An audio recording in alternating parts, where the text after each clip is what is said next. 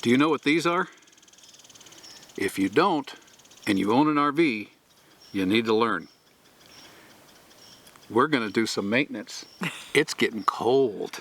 It's too cold. Fall is in the air. The leaves are starting to turn. We got some mist. We got some cloudy skies. That tells us that we need to start heading south. But before we head south, we need to do some quick maintenance. So stick around. 3, 2, 1, action.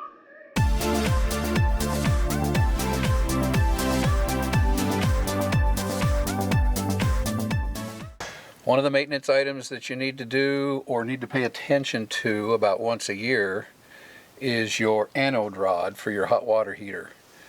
So the hot water heater has water in it all the time, and the water can start to eat out the inside lining of your hot water heater. What they do is they make an anode rod that goes into the bottom of the hot water tank, and this is kind of like a sacrificial rod, if you will. So this takes the brunt of the wear on the inside of your hot water tank. So what this does is it disintegrates slowly, but over time, and it needs to be replaced. I try to replace mine every year, and now that fall's here, we're going to replace it today. First thing you want to do is take off the cover off your hot water heater. Set it aside.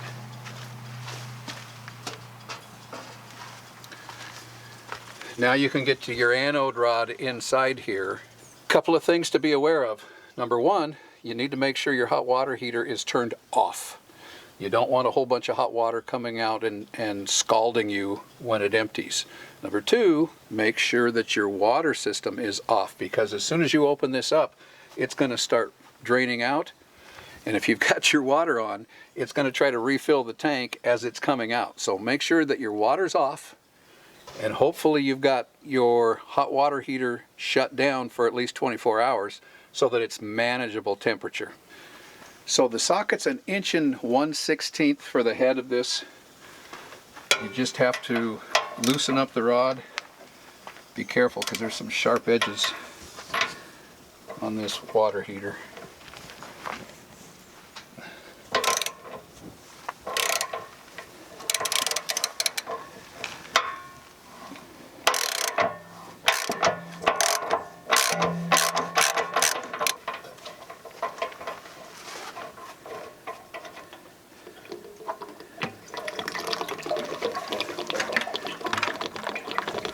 So this is what the rod actually looks like when I pull it out, and it's actually not too bad. It's got a lot of corrosion and minerals on it.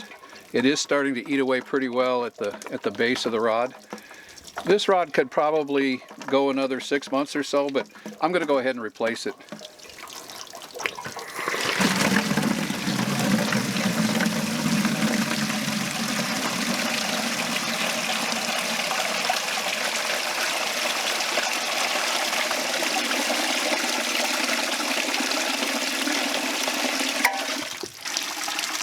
Obviously you want to do this in a place that doesn't care if you drain 10 gallons of water out of the ground.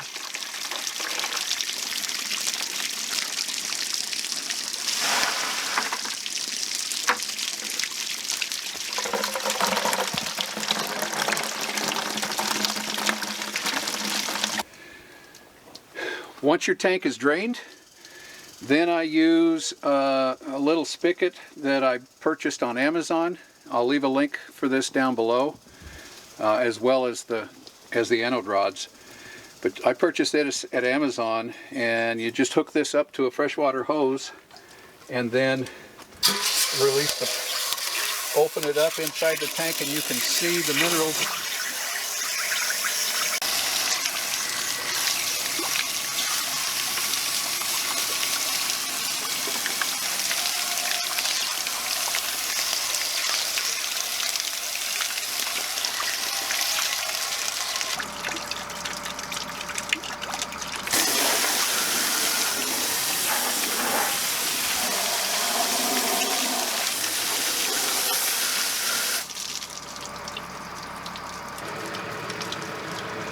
So this is what I'm trying to get out of the inside of the water heater or the hot water tank, it's calcium buildup over the last year. And what this little jet nozzle does is it puts high pressure inside there and breaks up the calcium so that it allows it to drain out.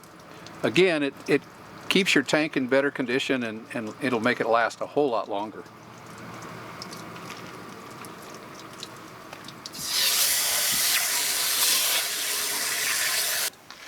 Okay, we've got it about as clean as it's going to get. Got a lot of calcium outside, but that's to be expected. So putting the new one in is just as easy as taking the old one out. You just put some thread tape on the threads and put it back in. The trick is you've got to get this threaded straight. That can be a little tricky sometimes. Looks like I got it on.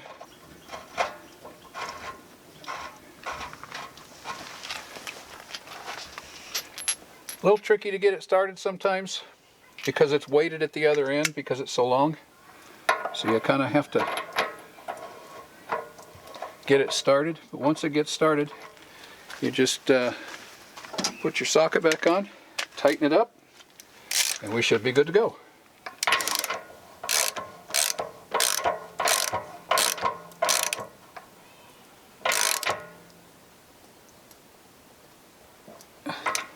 All right, we can turn the coach's water back on and the tank will start to fill back up. A lot of times it's just like your home hot water tank. A lot of times it's best to leave the vent open, let the air escape out the top, and then once you see the water starting to bubble outside the vent, then you can shut that off and you're good to go. One more thing I need to mention as this is filling up. This works for the suburban hot water tanks. There's two types of tanks that they put in RVs. One is the Suburban, which is this one, which has the anode rod. The other one is I believe it's an Atwood. And the Atwood is actually an aluminum tank, and so it doesn't need an anode rod. It's just got a cap, so you don't need to replace the anode rod in the Atwood, as far as I know. I believe they're an aluminum tank, and they don't need an anode rod. So this is for your Suburban hot water heater tanks.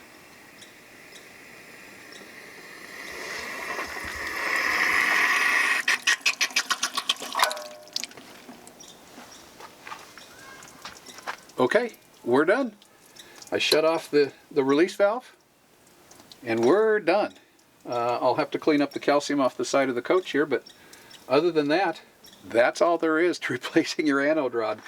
It is super simple. They're very inexpensive. You can pick them up at a camping store. You can pick them up at an RV store.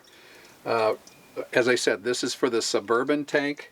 I got mine in a 2-pack at Amazon. It came with the thread tape. I think it was $10 for 2. And so I just replace mine every year. And we're good to go. Now we need to do the water filter. Fall is here. It is. It is. Trees are changing colors. Yep.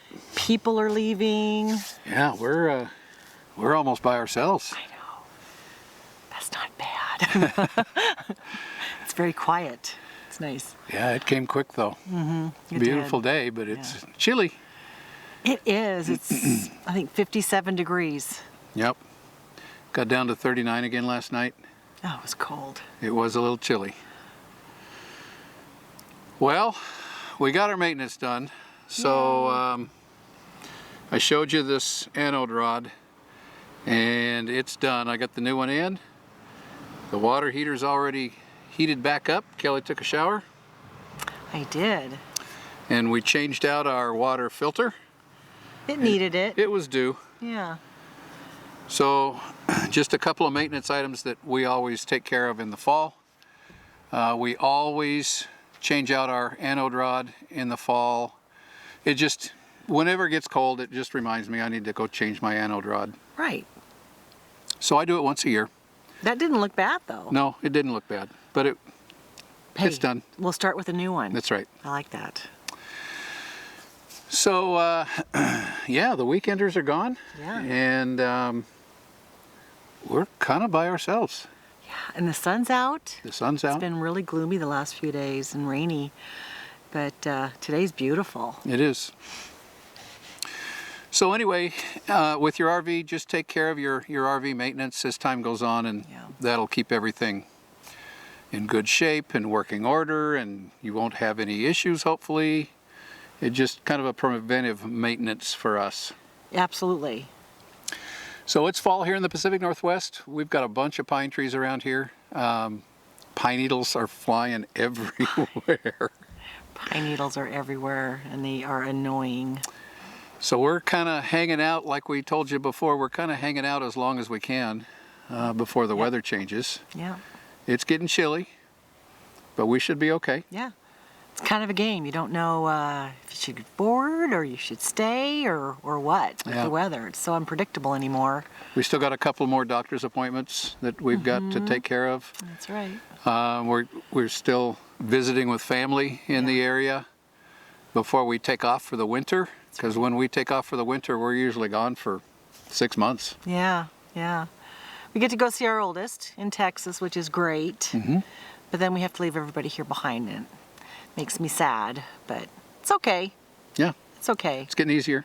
It is. It is. And I'm excited to go to down south because I'm tired of the cold. Yeah, so here's an update on our fall plans.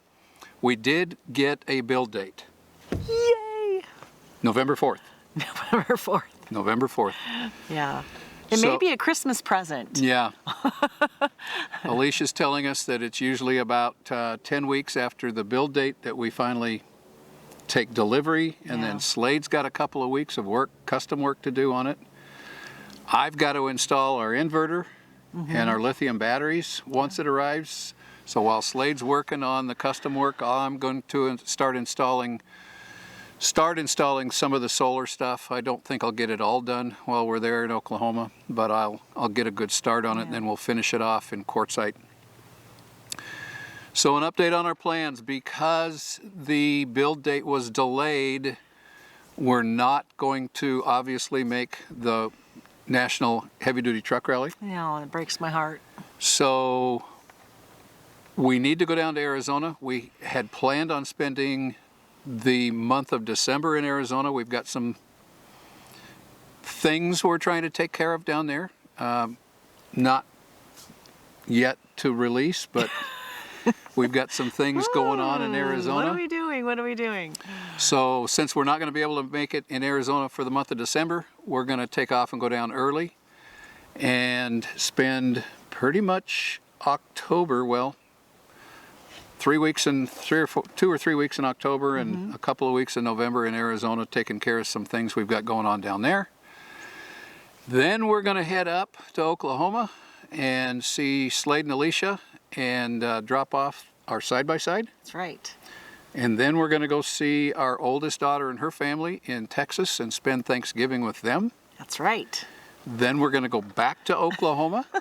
That's right. For the delivery of the coach, and we'll get some work done on it. And then once that's all complete and it's road ready, we will head west to Arizona. And I would guess at this point we're probably going to head west to the Yuma area because it's so close to Quartzsite. Yeah. And then we plan on getting into Quartzsite December 31st. We're supposed to meet Aaron and Tina. Hopefully. Yeah. Yeah, hopefully if everything runs smoothly. Yeah, with our that's coach. if everything goes well. Yeah. We're supposed to meet with Aaron and Tina December 31st, and then the Quartzsite RV show is still on at this point. What'd you say, the 16th through the 24th?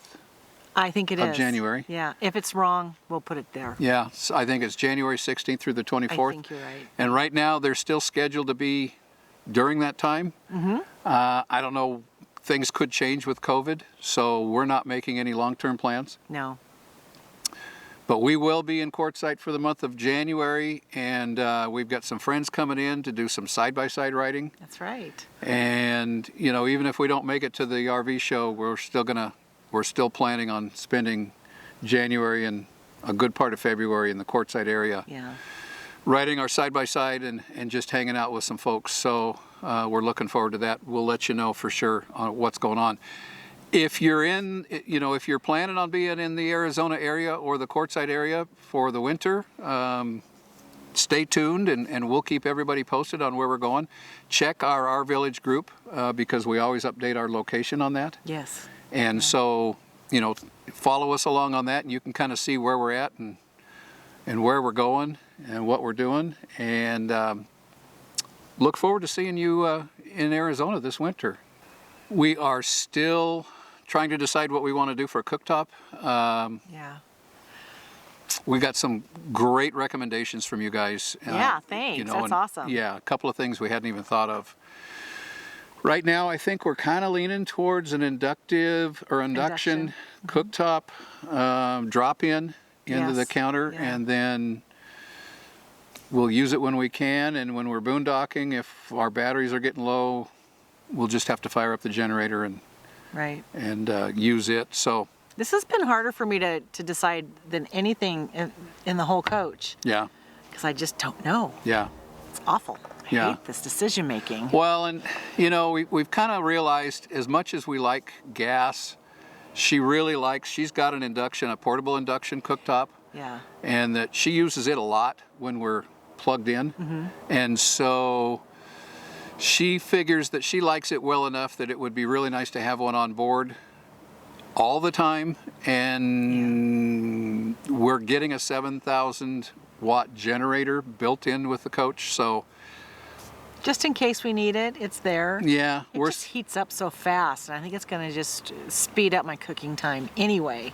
So that's where we're leaning right now. We haven't made a firm decision. We haven't purchased one yet for Alicia to install, but that's kind of the direction we're leaning is an induction drop-in with our generator to supplement it, so hopefully we'll be okay. Yeah. Anyway, we're here in Newport, Washington at Little Diamond, Thousand Trails. Our home away from home. Yep. The weekenders are pretty well done. Yeah. School's back in session. Mm-hmm. The temperatures are getting chilly. Absolutely. And this place closes on October 5th, so we've got to be out of here by October 5th anyway. Mm-hmm. And then we're looking at maybe spending a week at one of our RPI parks a little closer to Spokane before we start heading south. It's coming by so fast, I can't believe it. It is. Man. So our plan is to go from Spokane into Montana. We're going to spend a night in Montana, then we're going to go down I-15 through Salt Lake, Las Vegas, down into Phoenix, and probably on into Yuma from there. So, if you guys are in that line of travel, let us know. We'll see if we can't get together. Keep an eye on that Our Village map. There's, I think, 142 or 144 members now, and everybody's updated their location, hopefully. And so that's been a lot of fun. It has been. So we really enjoy this group, guys. We really enjoy this community. It has been so much fun. We started this channel hopefully to educate and entertain and give some advice on RVing, and hopefully what we started out with today helped some of you. Mm-hmm. So we're going to wrap this one up, and we certainly appreciate you guys casting your vote and giving us your opinions on what we can do to outfit our coach with cooking. Yeah, and I'm not going to drag him to Hawaii. No. We just happened to watch the A-Team the other night, so when you know who you are said that, it made me laugh. Yeah. So we're going to wrap this up from Newport, Washington. It all starts with an idea. Thanks for coming along, guys. We'll talk to you next week. Bye-bye. Bye.